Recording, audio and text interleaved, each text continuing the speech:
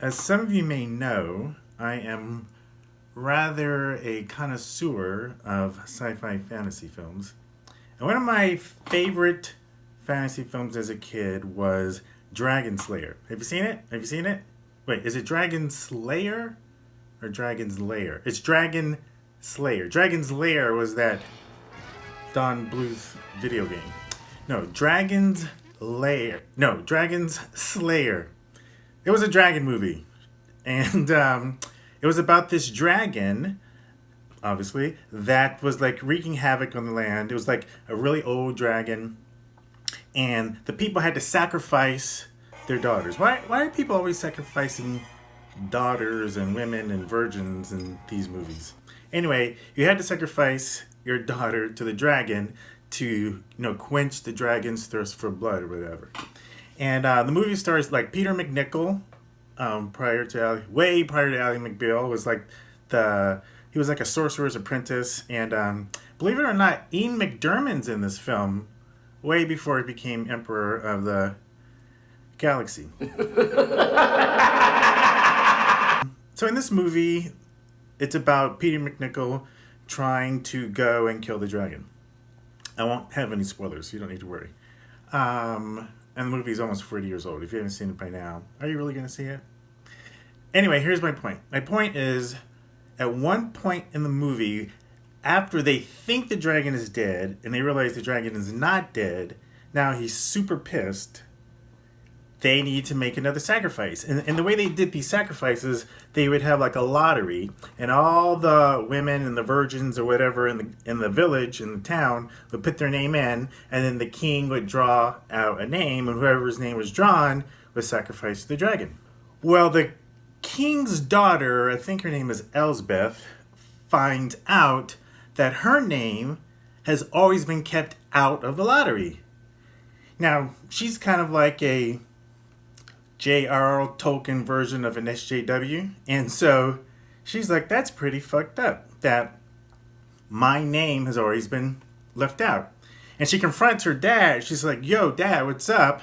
Have you kept my name out of the lottery? And, he doesn't, he kind of pussyfoots around. He doesn't answer. And she pretty much realizes that he has.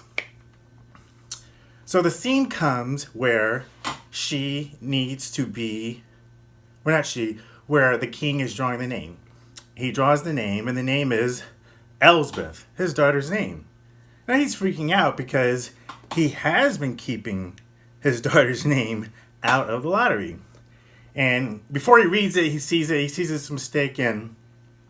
No. This is what happens. Whoever is the official lottery drawer draws the name, sees the name, he doesn't say anything, and the king's like, what's the name? Say the name. And the guy says the name. And the king's like, that has to be a mistake. So the king pushes the guy around. He says, this is a mistake. This is an old piece. He draws another name. The name says Elspeth.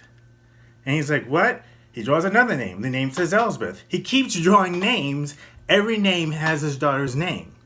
And he doesn't know what's going on.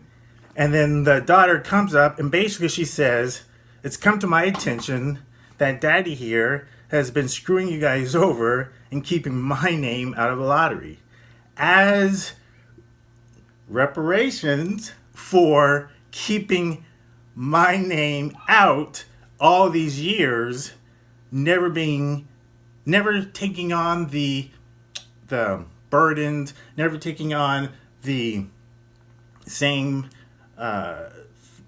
threats that you guys have taken on. I am going to replace my name with yours for this. It's a very moving scene in the movie.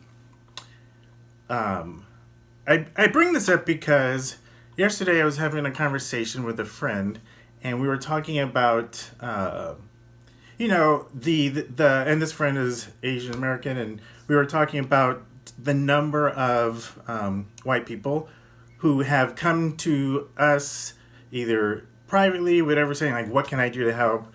Wondering like, are these changes that we're seeing going to be permanent, whatnot? And I was sharing how I've been really moved by the number of white friends I've had who have sort of like stepped up to the plate. And this friend who's probably a little bit more cynical than I am was like, that's nice and all, but I don't know that white people are really ready to do what they need to do to really make amends. I'm like, what do you mean by that? And so she talks about things like affirmative action. And she says, are these people really ready to give up little Johnny's place in the college if it means going to a black person? Is this person really ready to make changes in the voting structure or changes in the laws that could change some of the benefits that they have received that they may be taking advantage of because they're white and that they don't even think about because they're white in order to make amends? In other words, are they willing to do what Elspeth has done? To take everyone else's name out of the lottery of fucked upness and put their name in instead. And so I don't have an answer for you, fine people. But I've always thought about that scene as we have entered these discussions over the past few years about racial justice and about social justice in general, and the opportunities that have been afforded the ruling demographic versus the lifestyle and the opportunities that have not been afforded people of color, and what it would really take to create that level playing field. And when you think about, how can I help? I think it's worth asking the question when the protests are over, when the next news cycle comes up and Trump starts a war somewhere in order to get people's mind off these protests, and we're months down the line, what kind of sacrifices are you willing to make? And I'm not even suggesting you need to make a sacrifice. I'm not suggesting that, hey, reparations are the way to go. I'm not suggesting anything. But I think it is a question worth answering, that when you say, what can I do to help? If helping meant you being Elspeth, are you willing to trade your name in the lottery for somebody else? Just something to think about. Be safe out there.